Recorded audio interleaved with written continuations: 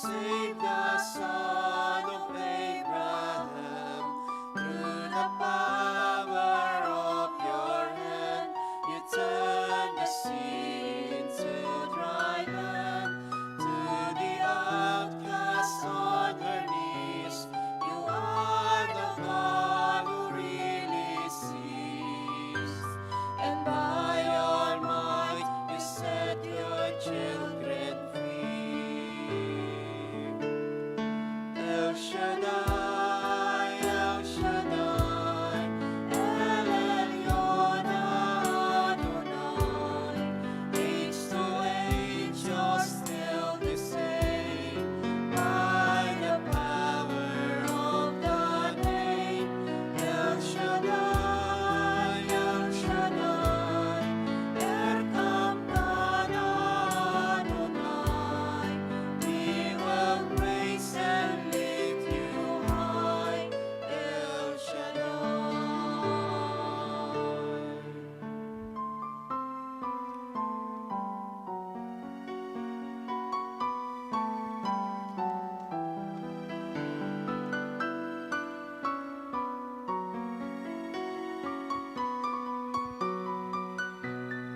Through the age you made it clear that the time of Christ was near. To the people could not see what Messiah ought to be. Though your word contained the plan, they just could not understand. Your most awesome work was done through the frailty of your Son.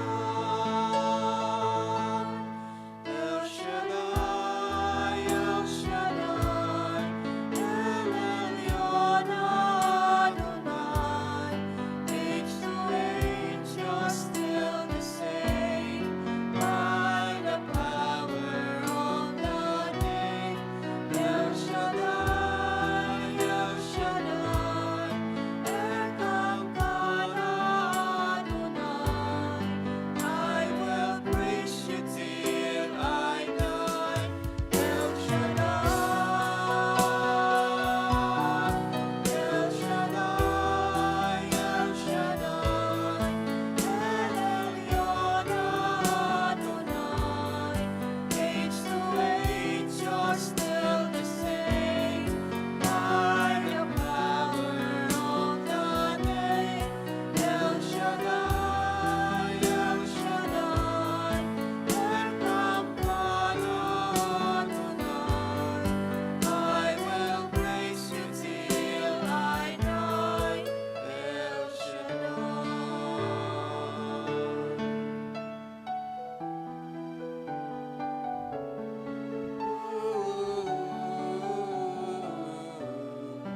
I will praise you till I die,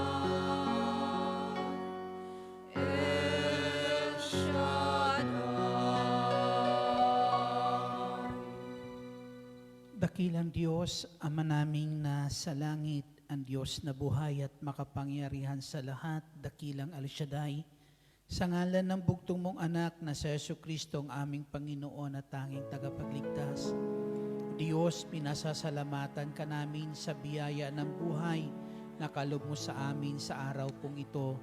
At biyaya, Ama, nang muli kaming makalapit sa trono ng iyong biyaya at habag sa mga sandali pong ito. Sa aming paglapit, buong puso po kami nagpapakumbaba, dakilang Ama, at sa ngalan ng Panginoong Jesucristo, dalangin po namin, patawarin mo po kami sa aming mga pagkakasala, sa aming mga pag-aalinlangan, sa aming mga kamalian, sa isip, sa salita at sa gawa. Sa banal mong dugo, Panginoong Hesus, kami hugasan at pakalinisin na maging karapat dapat po kami ngayon sa aming paglapit sa iyong trono, O Diyos. Patawarin mo kami at linisin, Panginoong Hesukristo. Amin po amang inaamin sa iyong banal na harapan. Wala po kaming magagawa kung kami hiwalay po sa iyo.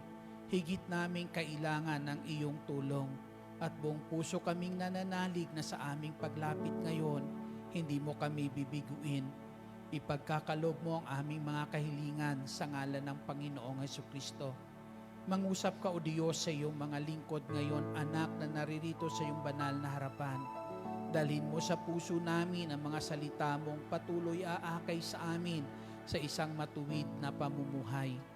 Patuloy, Ama, ang mga salita mo na magbibigay buhay sa amin ng buhay na walang hanggan ay salitang dalhin mo, Ama, sa puso po namin sa ngalan ng Panginoong Hesus, sa ngalan ng Ama, ng Anak, ng Espiritu Santo. Amen. Purihin ang Panginoon. Purihin ang Panginoon, si Kristo ay narito na, tanging lakas at pag-asa. Hallelujah, hallelujah.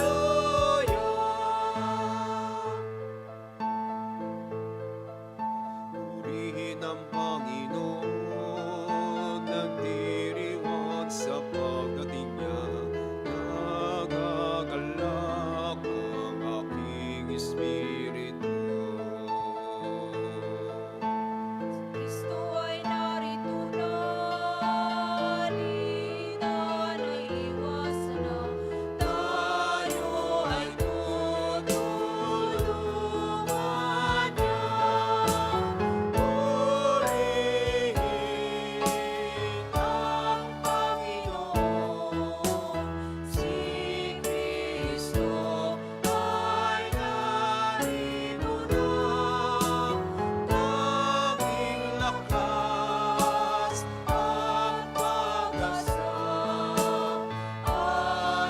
Hallelujah, hallelujah.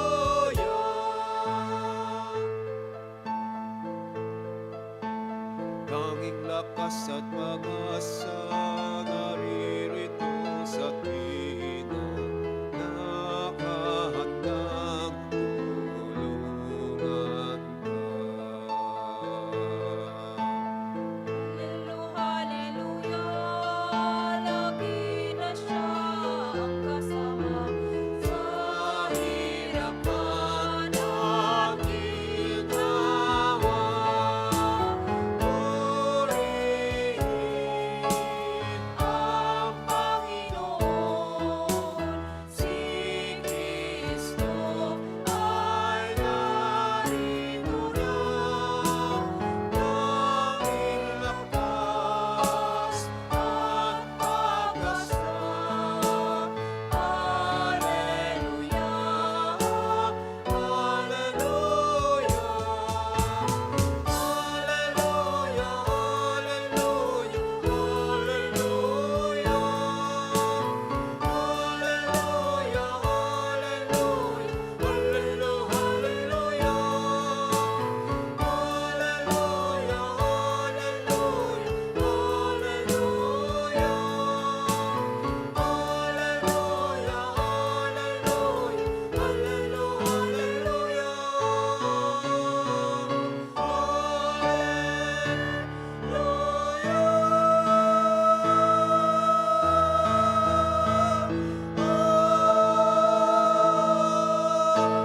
Purihin ang Panginoon.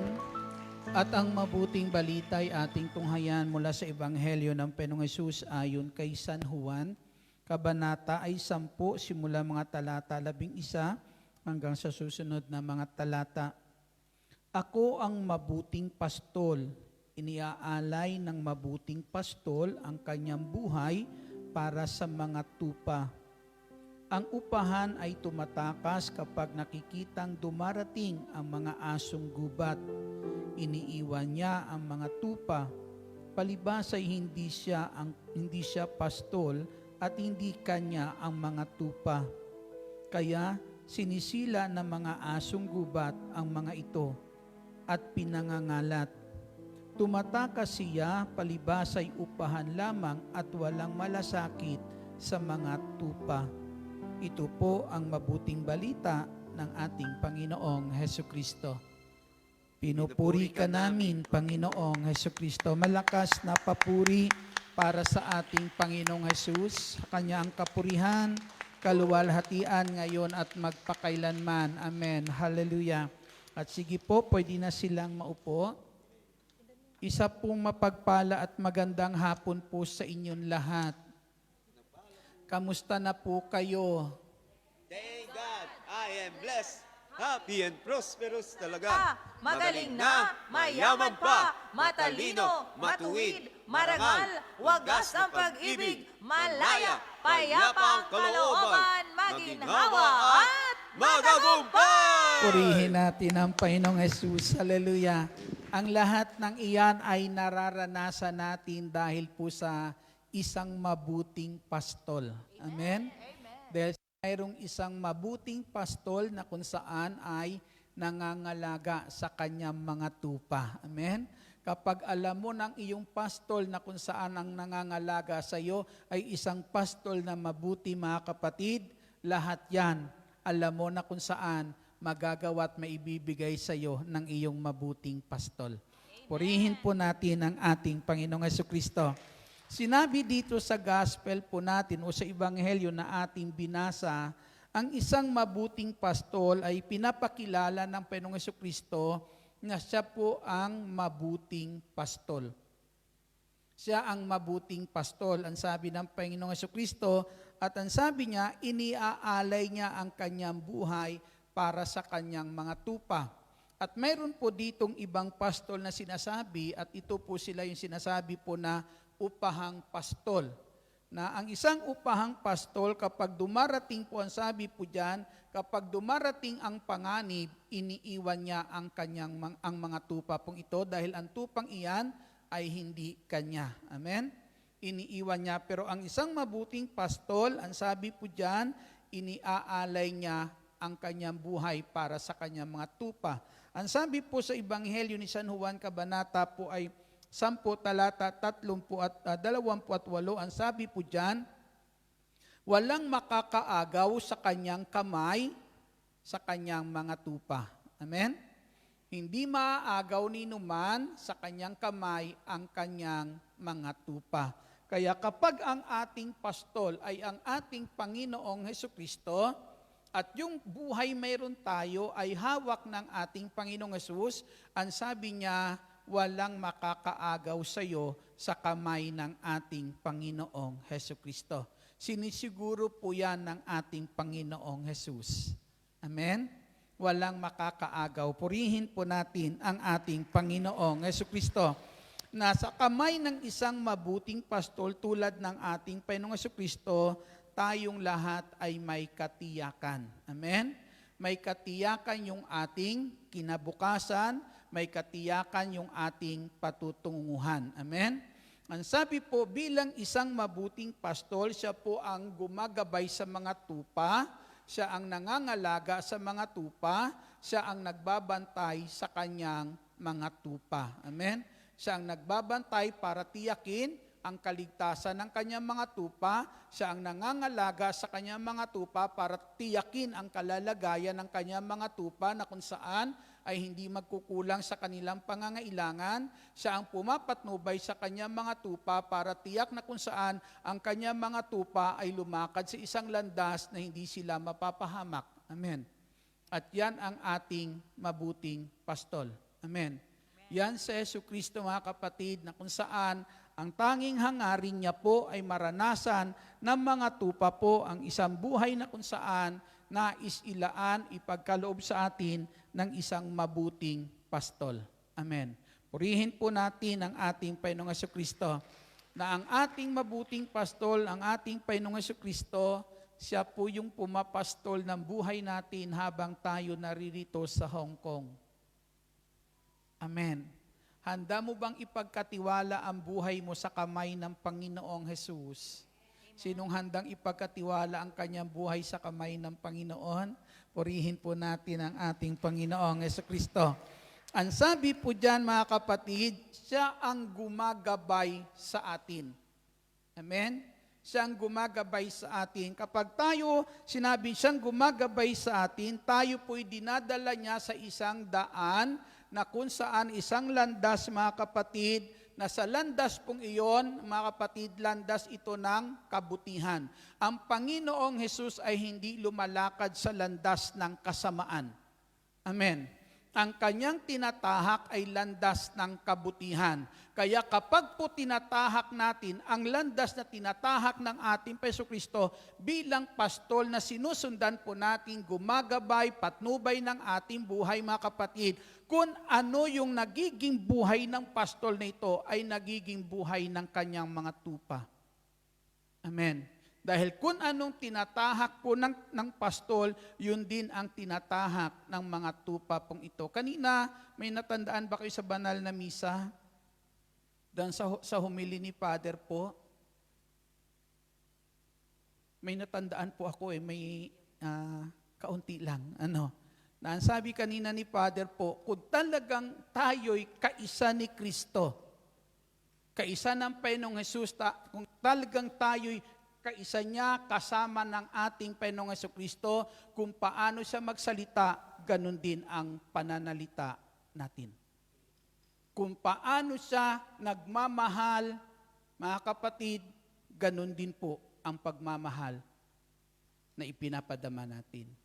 Kung paano siya nakikitungo, yun din ang ating natutunan gawin para sa ating kapwa. Amen. Purihin po natin ang ating Panginoong Jesucristo na bilang kanyang tupaan, sabi po, tayo po ay dinadala ng Panginoong Hesus sa isang matuwid na pamumuhay. Isang matuwid na pamumuhay na kung saan ay inilalayo niya tayo sa tiyak na ikakapahamak ng bawat isa po sa atin. Siguro naman tayo may mga lumang buhay na kung saan yung mga lumang buhay meron po tayo, mga kapatid, kung hanggang ngayon ay naruroon tayo siguro sa kalalagayan pong iyon, siguro matatanaw mo kung ano na ngayon ang kinalalagyan mo. Amen? Matatanaw na natin, pero makikita po natin, dahil nung makilala natin ang ating Panginoong Jesucristo, nung ang salita ng Diyos na pumapatnubay po, nung pinakinggan natin, dumating sa atin ang tinig po ng pastol na ito, nakita po natin na iba ang direction po ng buhay po natin. Amen? Yung dating ganito, hindi mo na siya makikitang ganon. Kaya hindi ko makalimutan, nung nanalangin yung isang preacher po doon sa isang probinsyang pinuntahan ko, na ang sabi ko, halika samahan mo ako. Sa isang prayer na pupuntahan ko, hindi ko alam taga roon pala siya. Ang sabi ko, magbahagi ka ng salita ng Diyos. Ang sabi niya, hindi pa ako nakakapagbahagi ng salita ng Diyos. Sabi ko, ako ang nagbibigay sa iyo ng pahintulot. Ibahagi mo ang salita ng Diyos. Nananalangin po siya. Habang nananalangin, may mga nagdadatingan ng tao at tumatambay sa labas ng chapel. Maliit na ng chapel sa tabi ng kalsada. Hanggang napuno yung tapat ng chapel ng mga tao na nagdadatingan na akala ko attender. Hindi pala attender po. Pero yung mga tao na yun, nagdatingan, nung marinig yung tinig ng batang ito, nung oras na yan nananalangin, nagsimula dumating, nung nagpapahayag na siya tungkol sa pag-ibig ng Diyos, lalong dumami ang tao. Dahil ang mga kapatid, ang tanong ng mga tao nung sandali na yan, anong nangyari sa batang iyan? Alam niyo kung bakit? Kasi ang sabi nila, sa lugar namin, perwisyo ang batang iyan. Perwisyo ang batang iyan dito sa lugar namin. Bakit niya natutunan iyan gawin? Isang himala, mga kapatid, na makikita po natin nung sandali po na yon, nung makilala ng batang ito, yung ating Panginoong Jesucristo, nung makilala niyang ating Jesucristo, makita natin kung paano nagbago ang kanyang buhay. Amen? Purihin natin ang Panginoong Hesus na dati po'y isang perwisyo sa lugar po nila, subalit nung sandaling iyan, nagpapahayag ng salita po ng Diyos, nagpapahayag ng kabutihan ng Diyos, nagpapahayag ng pagmamahal po ng ating Diyos, na kung saan, mga kapatid, sa ating Panginoong Jesucristo, isang gawain na para po sa kanila napakahirap mangyari sa buhay ng tao. Amen? Subalit, walang imposible sa Diyos. Amen? Isa ang ating mabuting pastol, bukat sa daan na kung saan tayo po ay mapapahamak. Dadalhin niya tayo sa isang dapat na pagdaanan natin na kung saan tayo po ay ligtas. Amen. Purihin po natin ang ating Panginoong Jesucristo. Hindi tayo masasadlak sa ikakapahamak ng ating buhay. Ganon kabuti ang ating mabuting pastol. Amen. Purihin po natin ang ating Panginoong Jesucristo. Glory to God. Minsan, no ako'y nagpapahayag ng salita ng Diyos sa lugar namin, mga barkada ko andun lang sa paligid. Andun lang, nanonood lang sa lugar namin. Nung matapos, anong nangyari dyan kay Egay? Ba't andyan dyan yan? Egay kasi yung pangayong palayaw ko sa amin. Anong ginagawa ni Egay dyan? Pero doon lang sila nakikinig. Pero matapos mga kapatid, matapos po yung gawain na yon, napanood ako ng mga kabarkada ko sa lugar po namin, mga kapatid sa Panginoong Jesus, kahit doon nadaanan ko sila nagiinuman, isa lang maririnig nyo, huwag yun na si Egay yayain pa, iba na ang direksyon ng buhay niyan. Amen? Nakikita nila at sila nagsasabi, iba na ang direksyon ng buhay niyan. Hiwalay na yan sa atin. Amen? Pero mga kapatid, sa ating Panginoong Jesucristo, isa lang po ang nais po. Nung sandali noon, sabi ko lang sa kanila, ang sabi ko, masumpungan nyo rin ang daan na tinataha ko. Purihin natin ang ating Panginoong Jesucristo. Natutuwa naman ako kasi marami po na kung saan, minsan, nung dumadalo sa PICC po, marami nagsasabi, Egay, ba't dito ka? Yan yung mga taong kilala po ako. Mga tao na kung saan, mga kapatid, nung nasa trabaho pa po, alam nila ko ano ang buhay, meron si Brother Edgar. Pero mga kapatid, nung makita nila na si Brother Edgar ay nasa gawain ni El Shaddai, parang malaking pagtataka. Amen. Para po sa kanila. Pero isa lang, mga kapatid, may Diyos na pumapatnubay sa atin para dalhin tayo sa ating daan na kung saan hindi tayo mapapahamak. Purihin po natin ang ating Panginoong Kristo. Malakas na papuri para sa ating Panginoong Hesus. Pangalawa po, bilang pastor na siyang tagapag-alaga po ng buhay natin. Siya pong tagapag-alaga ng buhay po natin. Bilang siyang tagapag-alaga, hindi niya tayo pababayaan. Ang sabi po, hindi tayo maaagaw ni numan sa kanyang kamay. Ibig ipakita sa atin ng Panginoon, habang tayo nasa puder ng Diyos na ito, habang tayo nasa puder ng ating Panginoong Jesucristo, sagot ng Panginoong Jesus ang buhay mo. Tulad ng sinabi niya sa aklat ni Propeta Isaias, kabanata po ay 46 talata po ay 4, ang sabi niya po diyan ay ang ganito, tungkulin ko ako ang lumikha sa iyo, kaya tungkulin ko na ikaw ay iligtas at laging kalingain. Tungkulin ko na ikaw ay iligtas at laging kalingain. Ang sabi rin po sa unang sulat ni Pedro, kabanata 5, talata po ay 7, sabi po diyan, ipagkatiwala ninyo sa akin ang inyong kabalisahan, sapagkat ako ang kumukupkop sa inyo. Amen? Ako ang kumukupkop po sa inyo. Kayo alam ko po mga kapatid sa ating Panginoong Jesucristo. Dito po mayroon kayong mga inaalagaan na para bagang kayo ang kumukupkop sa kanila. Amen? Na ganun nyo na lang sila iniingatan mga kapatid. Hindi nyo naman yan kaano-ano. Amen? Pero kahit hindi nyo sila kaano-ano, ando doon yung pagmamahal na ginagawa nyo para sa kanila. Amen? Inaalagaan nyo sila, kinukup-kup nyo sila na kung saan ay punong-puno ng pagmamahal, mga kapatid, sa ating Jesucristo. Pero dito po, mga kapatid, ang sabi po ng Panginoong Jesucristo, kaya gagawin niya, tungkulin niya na gawin sa atin ang lahat na ito dahil ang sabi niya, ako ang may likha sa iyo. Amen? Dahil siya ang may likha sa iyo, hindi niya hahayaan na ang isang katulad mo na siya ang may likha ay masira ng ganon-ganon na lang. Amen? Hindi papayagan iyan ng ating Panginoong Jesucristo. Kaya bilang po na kung saan siya yung ating mabuting pastol, ito po yung kanyang sinasabi po sa aklat ni Ezekiel, kabanata po ay 34 at talata po ay 14. Ang sabi po, aalagaan ko sila sa sariwang pastulan at tahimik na kaburulan ng Israel. Mamamahinga sila sa sariwang pastulan at manginginain ng sariwang damo sa kaburulan ng Israel. Ako mismo ang magpapastol sa kanila at hahanap ng kanilang pahihingahan.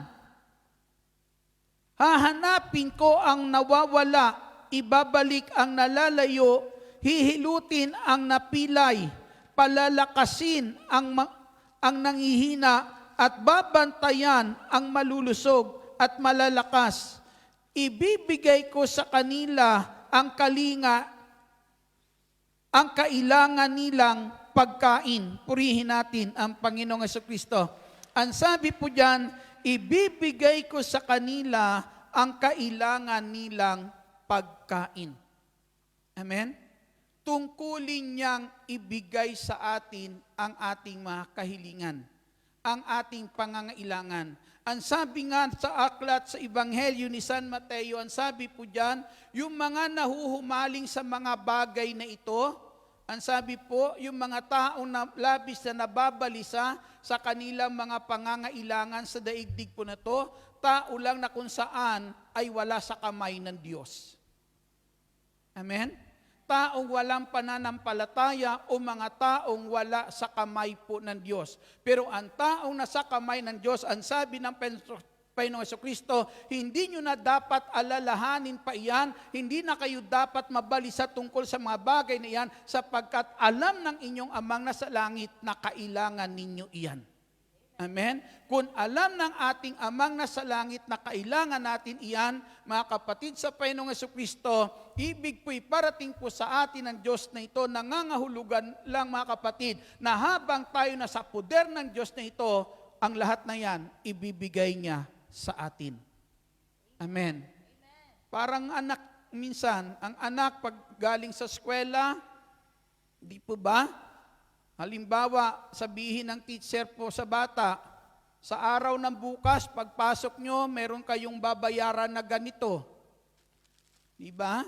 Pag sinabi na lang minsan ng bata sa magulang, Nay, sabi ni teacher, babayad na kami ng tuition po namin bukas. Pagtapos sabihin ng bata yan sa kanyang mga magulang, hindi naman nahanapin ng bata kung saan niya kukunin iyon. Amen?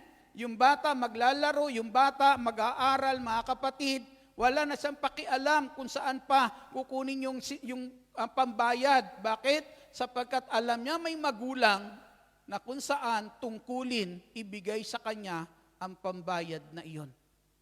Amen? Kaya hindi niya na pinoproblema po yun. Ganon din po ang ating mabuting pastol, ang ating Panginoong Jesucristo, na kung saan mga kapatid ay habang tayo nasa poder ng Diyos na ito, hindi niya tayo pababayaan. Magkukulang ka lang ng pangangailangan mo kapag ikaw ay wala sa poder ng Diyos.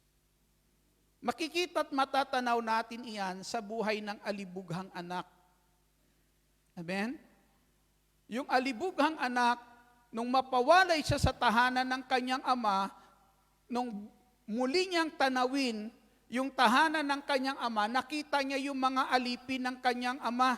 Sa tahanan ng kanyang ama, yung mga alipin na naruroon sa tahanan ng kanyang ama ay hindi nagkukulang sa pagkain, lumalabis pa. Pero siya nawala sa tahanan sa poder ng kanyang ama, kahit pagkain ng baboy gusto niyang kainin.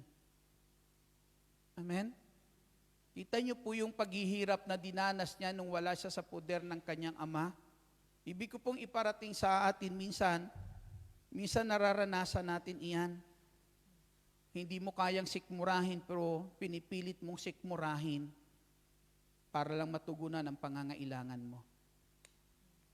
Isang buhay na ipinapakita po yan, buhay na isang kalalagayan na hiwalay sa Diyos. Amen? Minsan alam mo masama, di po ba? Pero wala kang magawa, kundi gawin kahit alam mong masama dahil lang sa pangangailangan mo. Amen? Pero ang sabi po dyan, yung kanyang mga alipin ng kanyang ama, sa tahanan ng kanyang ama ay hindi nagkukulang. Amen. Purihin po natin ang ating Panginoong Kristo. Malakas na papuri para po sa ating buhay at makapangyarihan Diyos. Kaya mga kapatid, sa ating Panginoong Hesus, habang tayo naririto sa bansa pong ito, huwag tayong lumayo sa kalinga ng Diyos. Amen. Huwag natin ilayo ang buhay natin sa kalinga ng Diyos. Sapagkat may Diyos na kung saan nagkakaloob ng ating pangangailangan. Amen. Naniniwala ba kayo? Totoo po yan, mga kapatid, sa ating Panginoong Jesucristo. Maalala ko po, may nag-share sa akin ng isang preacher. Isang local po na preacher po. Sabi niya, "Sir, may isi-share ako sa iyo. Ewan ko lang, sir," sabi niya, "kung maniniwala kang kabutihan ito ng Diyos." Sabi niya kasi, nung pumunta ako dito, sir, dito sa quarters na to, pagdating ko dito, walang pagkain, sir. Sabi niya, "May bigas nga dyan." Sabi niya, isang saingan. Sabi niya, "Wala naman akong ulam." Sabi sa kanya, "Bakit wala?" "Sa totoo, sir, wala akong pambili ng oras na yan. Talagang wala." Sabi niya ganon. "Talaga?" Sabi niya, sabi ko, "Anong nangyari?" Sabi niya, "Nung matapos ako magsaing," sabi niya, "umakyat ako sa taas." Sabi niya ganon.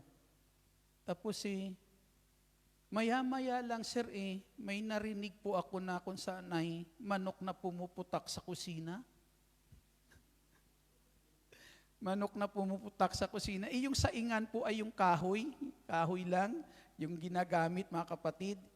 Sabi niya, pagbaba ko dun sa kusina, sir, meron ng isang itlog.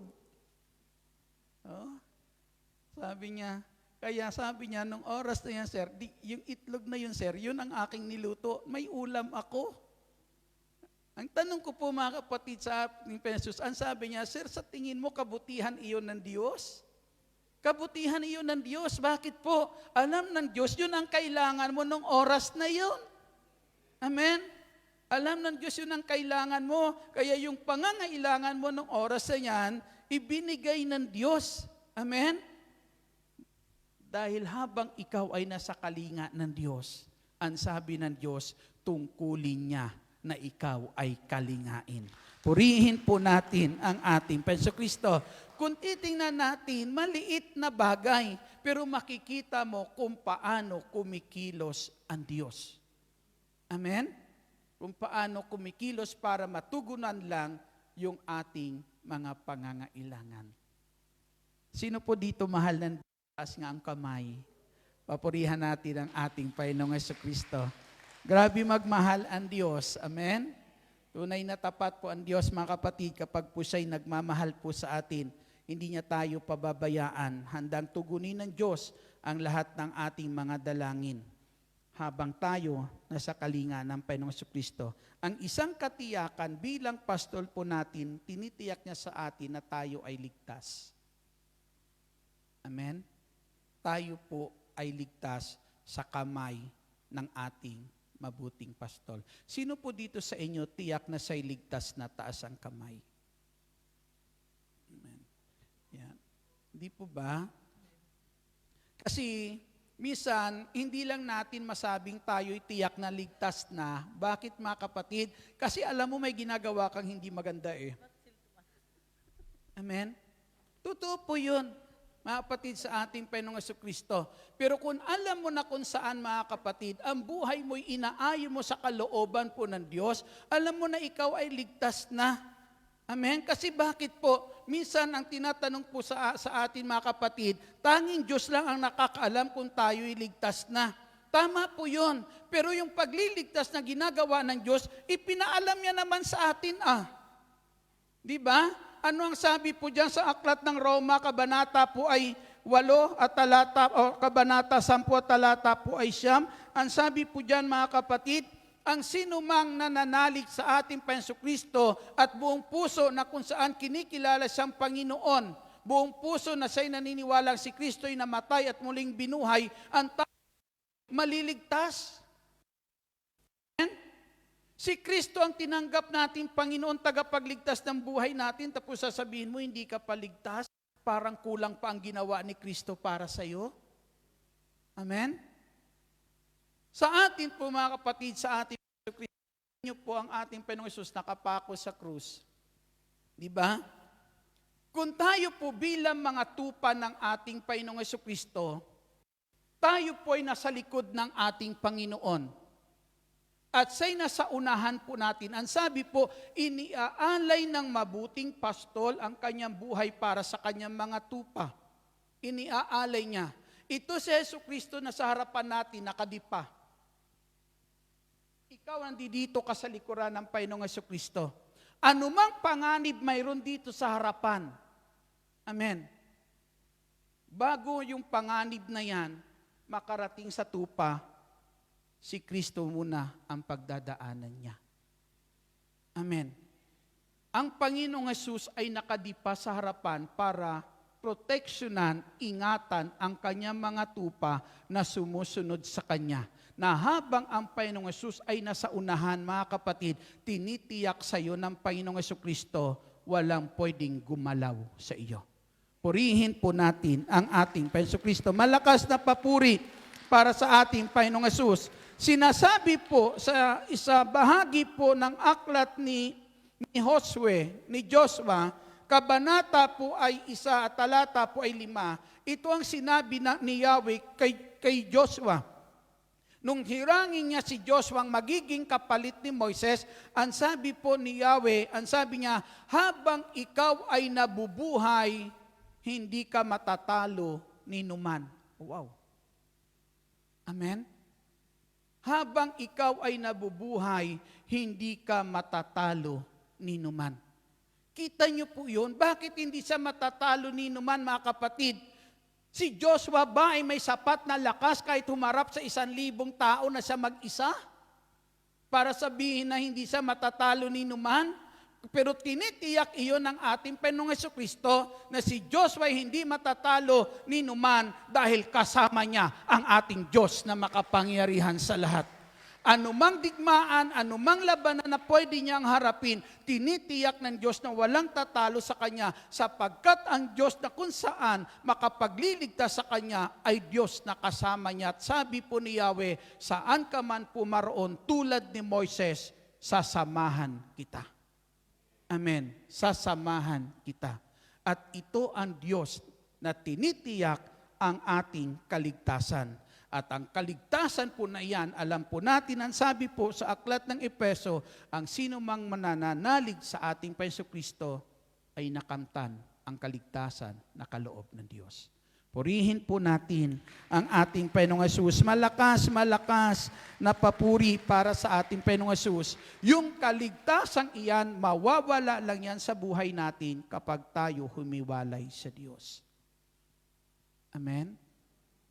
Kapag tayo humiwalay sa ating Panginoong Hesus, minsan maraming nanlalamig sa pananampalataya. Amen?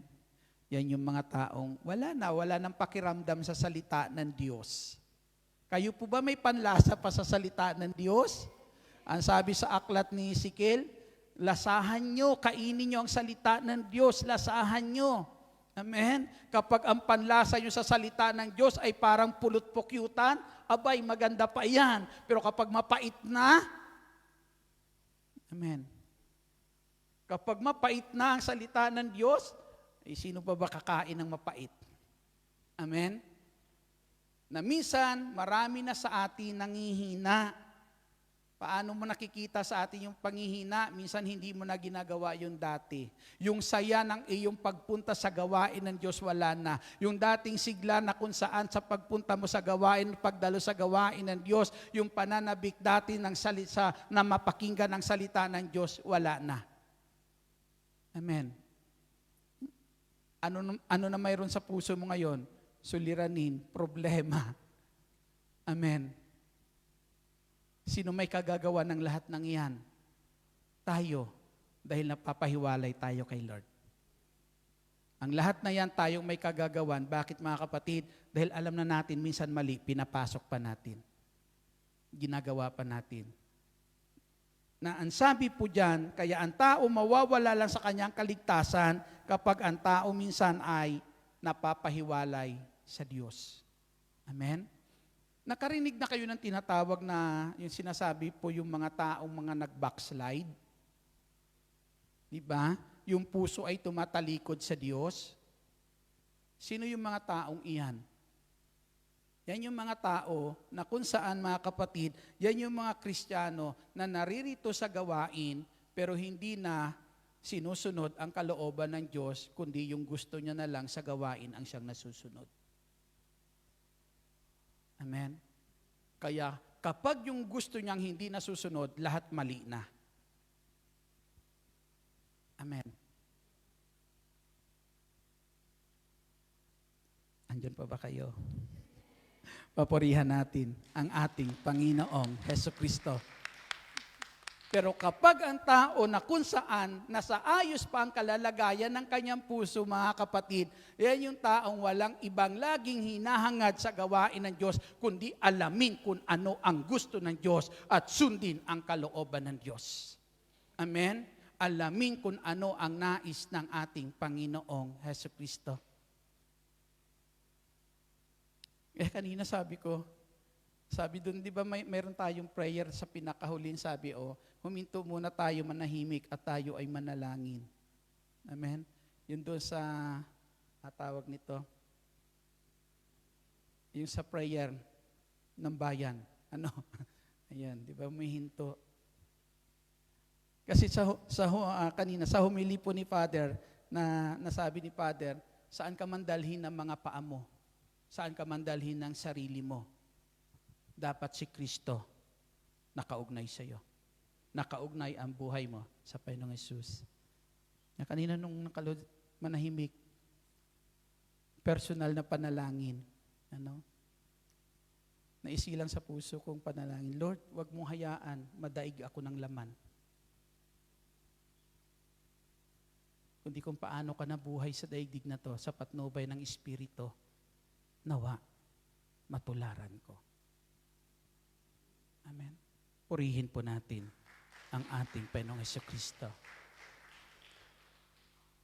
Na lagi na kung saan hinahanap ng puso po natin. Amen. Hinahanap ng puso po natin lagi kung ano yung kalooban ng Diyos. Sa tuwing tayo dadalo sa gawain ng Panginoong Hesus, hindi natin dala-dala yung ating sarili para yung ating sarili ang masunod, ang ating sarili ang makita, ang ating sarili ang pakinggan ng mga tao sa ating paligid, kundi dala-dala natin ang ating sarili sa harapan ng Diyos para na kung saan siya ang pakinggan sa buhay po natin. Purihin po natin ang ating Panginoong Hesukristo. Malakas na papuri para sa ating Panginoong Hesus. Na minsan mga kapatid, marami nang tumatalikod sa pananampalataya. Pero mayroon po akong nais basahin po sa inyo kung paano ang mga tao po na ito na kung saan mga kapatid ay nagiging matatag sa kanilang pananampalataya. Ang sabi sa aklat ng Makabeyo, Kabanata 7, pangalawang aklat ng Makabeyo, ang sabi, sa isa namang pagkakataon, isang ina at ang kanyang 7 anak na lalaki ang ipinahuli ng hari. Sila'y pinahirapan para piliting kumain ng karning baboy na ipinagbabawal ng Diyos. Sa lumang tipan, alam po natin, yung mga ganitong uri ng hayop ay ipinagbabawal kainin. Amen? Isa sa mga anak ang nangahas tumayo at nagsalita, "Ano ba ang inyong ibig mangyari sa pagpapahirap sa amin? Matamis pa sa amin ang mamatay kaysa lumabag sa mga kautusan ng aming ninuno." Nag-alab ang galit ng hari at iniutos na painitin agad ang mga kawa. Samantalang pinaiinit ang mga ito, iniutos niya sa mga berdogo na putulin ang dila ng pangahas na nagsalita. Kalbuhin ito at putulin din ang kanyang mga kamay at mga paa sa harapan ng kanyang ina at mga kapatid. Lahat ng iniutos na pagpaparusa ay nagawa, na ngunit buhay pa rin siya, kaya siya ay ipinalitsyon ng hari. Nang ang biktima ay inihagis na sa kawa, kumalat ang makapal na usok. Ang ina at ang magkakapatid ay nag-usap-usap para palakasin ang loob ng isa't isa. Nakatunghay sa atin ang ating Diyos na Panginoon. Kahabagan niya tayo. Hindi ba't noon si Moises ay nangangaral laban sa mga suwail na tao, kanyang sinabi sa kanyang awit, kahahabagan ng Panginoon ang kanyang mga lingkod. Nang mamatay ang unang kapatid, binalingan naman ng mga kawal ang ikalawang kapatid para paglaruan. Binalatan muna ito at sinambunutan hanggang sa mabunot ang lahat niyang buhok sa ulo. Pagkatapos siya ay tinanong, "Alin ang pipiliin mo? Kumain ng karning baboy o isa-isang putulin ang iyong mga paa at kamay?" Sumagot ito sa wika ng kanyang mga ninuno, "Hindi ko iyan kakainin anuman ang mangyari." Kaya't gaya ng una, siya'y pinahirapan hanggang mamatay. Purihin natin ang Panginoong Hesukristo. 7 po yan na magkakapatid. 7 pong magkakapatid po sila. Isa-isa nilang dinanas po iyon. Isa lang ang kanilang paniniwala. Patayin man sila ng hari na ito, bubuhayin sila ng ating Panginoong Hesukristo. Mga kapatid sa ating Panginoong Hesus, diyan po natin makikita na kung saan ang kaligtasan para sa kanila ay nasa kamay ng ating Panginoong Hesukristo. Amen. Purihin po natin ang ating Panginoong Hesus. Nung si Pedro po, ang sabi po sa aklat ng awit, sa ating salmo po na dinarasal, kapag sila'y tumawag, laging handa ako na sila'y pakinggan. At kung may hilahil, ay lagi kong sasakluluhan. Handa akong sakluluhan. Amen. Nung si Pedro ay palubog sa tubig, isa lang isinigaw ni Pedro, "Panginoon, sagipin niyo ako." Agad naroroon ang kamay ng ating Panginoong Hesukristo. Agad naroroon ang kamay ng Panginoong Hesus para abutin at iligtas si Pedro sa pagkakalubog sa tubig pong iyon. Tinitiyak ng ating mabuting pastol ang ating kaligtasan. Amen. Huwag ka lang lumayo sa Kanya. Huwag mo lang ihiwalay ang buhay mo sa pastol pong ito. Dito sa bansang pong ito, wala tayong pwedeng sandalan na may katiyakan tayo. Ang Diyos lamang. Ang Diyos lamang. Maaring kalimutan ka man ng mga taong maaring ginawan mo ng mabuti sa lugar na ito. Pero yung mabuti mong ginawa sa kanila sa oras na ikaw nangangailangan, may Diyos na gagantimpalain yan. Amen. May Diyos na aalala sa iyo. May Diyos na sasagip sa iyo sa oras ng iyong pangangailangan. Purihin po natin ang ating Panginoong Hesukristo. Maalala ko, mahiram ko yung isang patutuo ni Brother Dennis. Kilala si Brother Dennis Prias. Ang isa sa patutuo ni Brother Dennis, hiramin ko, narinig ko sa kanya, nahulog yan sa sasakyan habang sila bumabiyahe, nahulog sa jeep. Nakalambitin siya doon sa istribo po. Hawak-hawak ata ni Sister Eleanor yung kanyang kamay. Pero tila baga habang tumatakbo ang jeep, hindi nakaya ni Sister Eleanor na kung saan ay hatakin pa si Brother Dennis. Kundi nung oras na yan, ay bumitaw na lang. Pero mga kapatid, sa Panginoong Hesus, isa ang kanyang nakita, may kamay nung sandali na yan na nagdala sa kanya sa loob ng jeep. Amen. Nung sandali na yan at gusto niya nang bumitaw nung oras na yan, pero nagising na lang o tila bagay, natuklasan niya na lang kanyang sarili nung oras na yan, ando na siya sa loob ng jeep. At isa lang kanyang natanaw, may isang malaking kamay na kung saan umabot sa kanya at ipasok siya sa jeep. Kaninong kamay iyon? Kamay ng Panginoong Hesus. Kamay na ipinako sa krus na hanggang ngayon, kamay na nakalaan sa tuwing tayo tatawag sa Kanya ay handa niyang iabot para po tayo ay iligtas. Tumayo po tayong lahat.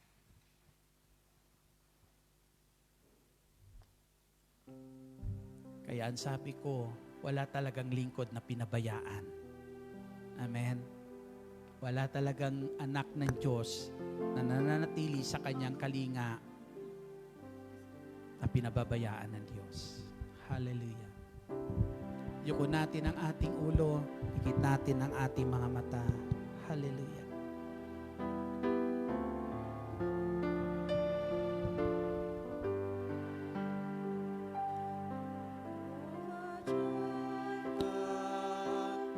My provider, you are more than enough for me.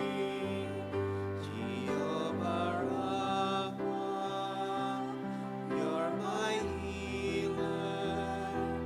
By your stripes I've been set free.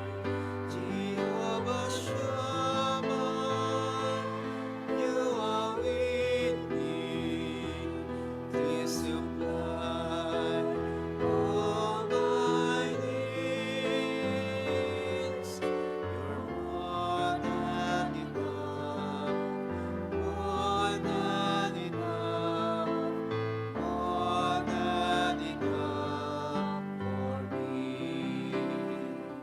Jehovah Jireh, my provider, you are more than enough for me.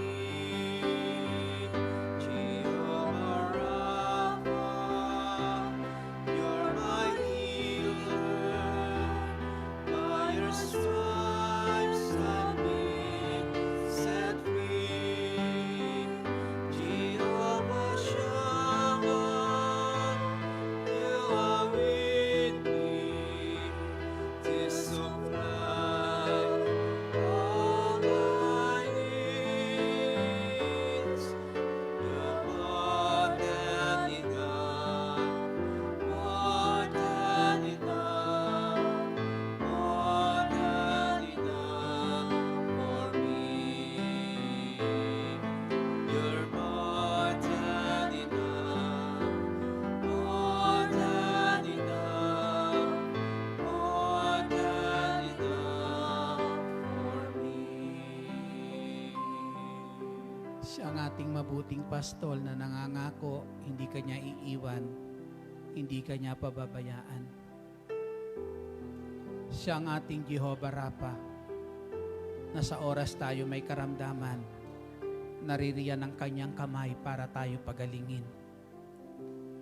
Para tayo abutin at pawiin ang mga kabigatang ating nararanasan, ang mga sakit na ating nararanasan. Naririyan lagi ang kamay ng mabuting pastol na kalaan para sa atin. Siya ang ating Jehovah Jireh, ang ating provider sa lahat ng oras. Ang Diyos na nagbibigay ng mapagsasaluhan natin araw-araw. Ang Diyos na nagkakaloob ng ating mapagsasaluhan sa ating hapag-kainan ng ating mga mahal sa buhay. Ang Diyos na nagkakaloob ng pananalapi mong pangangailangan para makapag-aral ang iyong mga anak.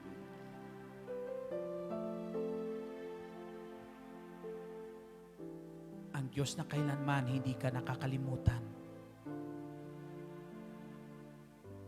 Ang Diyos na laging laan, nakakiling sa iyo ang kanyang pandinig, na sa oras na ikaw ay tumawag, laging handa siya na ikaw ay pakinggan. Ama naming nasa langit, sa ngalan ng Panginoong Hesus, hinihiling namin ang kamay mo. Habang kami naririto sa lugar ng Hong Kong, dalangin namin ang kamay mo'y ilaan mo po sa amin. Ang kamay mo, Panginoong Hesukristo, bilang aming mabuting pastol. Dalangin namin siyang kamay na mag-ingat sa amin habang kami naririto sa lugar ng Hong Kong. Kamay na hinihiling din namin, Panginoong Hesus, na siyang mag-iingat para sa aming mga mahal sa buhay. Ilayo mo sila sa kapahamakan. Ilayo mo sila sa kasamaan, Panginoong Hesus. Malayo man kami sa kanila, ikaw ang Diyos na dalangin namin, magiging patnubay nila araw-araw. Ama naming nasa langit, sa tuwing tatawag sa iyo ang iyong mga anak na dinala mo sa dakong ito, dakilang El Shaddai,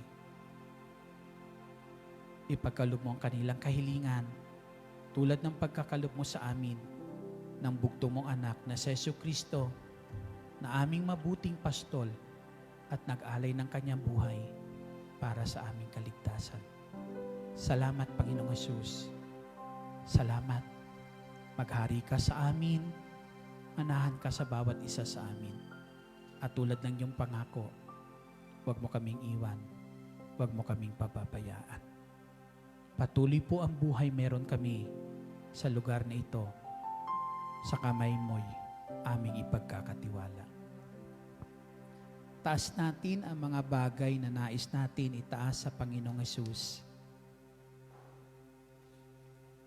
Ama naming nasa langit,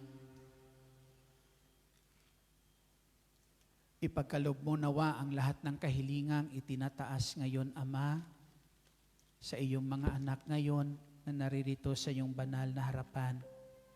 Maging ang sinumang wala ngayon, Ama, sa Pride Group, Dakilang El Shaddai, saan man sila naroroon, abutin mo sila yung mapagpalang kamay at patuloy silang ingatan at ipagkaloob din ang kanilang mga pangangailangan tulad ng pagkakaloob mo ngayon ng aming mga kahilingang itinataas po sa iyo. Salamat, dakilang Diyos.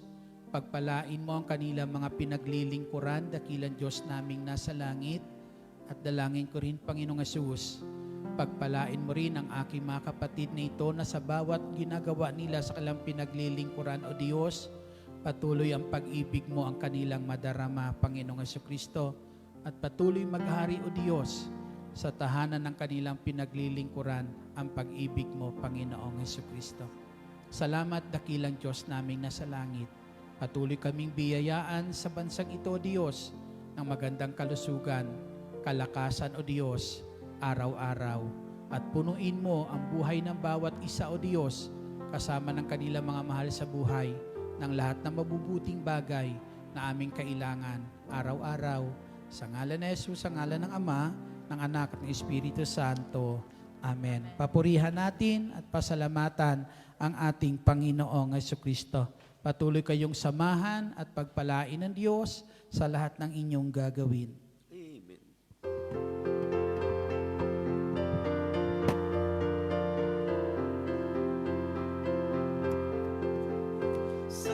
Salamat sa Diyos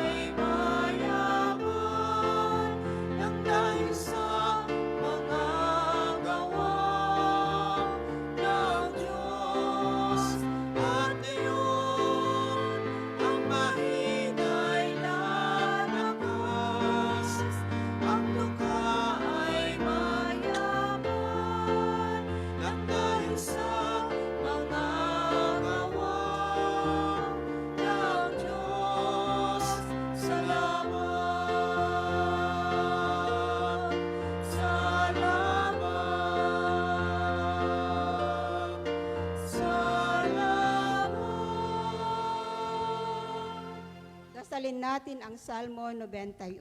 Sa ngalan ng Ama, Anak, Espiritu Santo. Amen. Siyang naghahangad ng pagkukup ng kataas-taasan at nanatili sa kalinganyon makapangyarihan. Makapagsasabi sa kanyang Panginoon mong katahanan.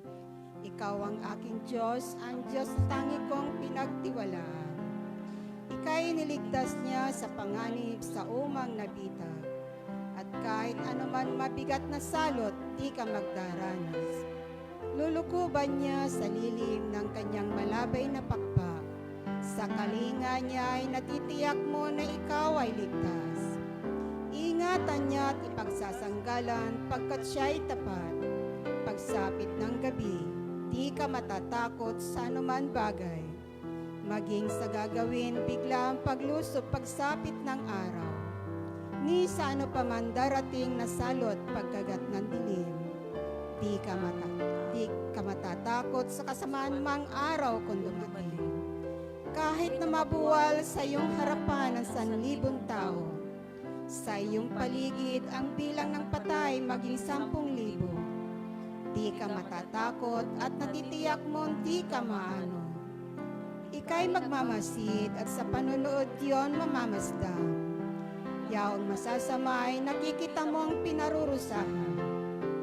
Sapagkat si Yahweh ang iyong ginawang tagapagsanggalan at ang pinili mong mag-iingat sa iyo'y kataas-taasan. Di mo aabutin, ika'y mapahamak at walang daratal.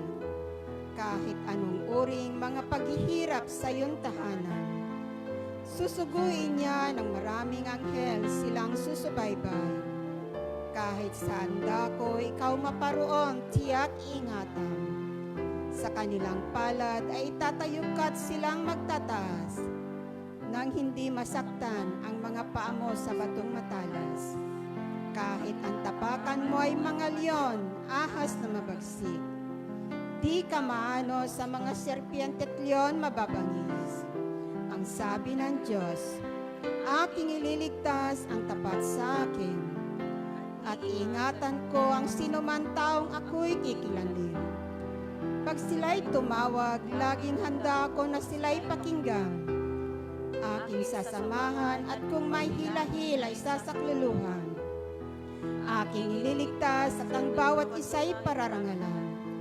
Sila'y bibigyan ko't gagantimpalan ng mahabang buhay. At nakatitiyak na ang tataman nila ay kaligtasan. Maaring ipinit ko ang langit at hindi pumatak ang ulan. Maaring magpadala ako ng mga balang upang salantain ang lupay nito. Maaring palaganapin ko sa aking bayan ng salot. Ngunit sa sandaling ang bayan nito na aking pinili ay magpakumbaba. Manalangin. Hanapin ako at talagdan ang kanilang kasamahan. Diringgin ko sila, patatawarin ko sila, at ibabalik ko sa kanilang lupain ang katiwasayan at kasaganahan. Ito ang salita ng Diyos. Salamat sa Diyos. Sa ngalan ng Ama, Anak, at Espiritu Santo. Amen. God bless us all.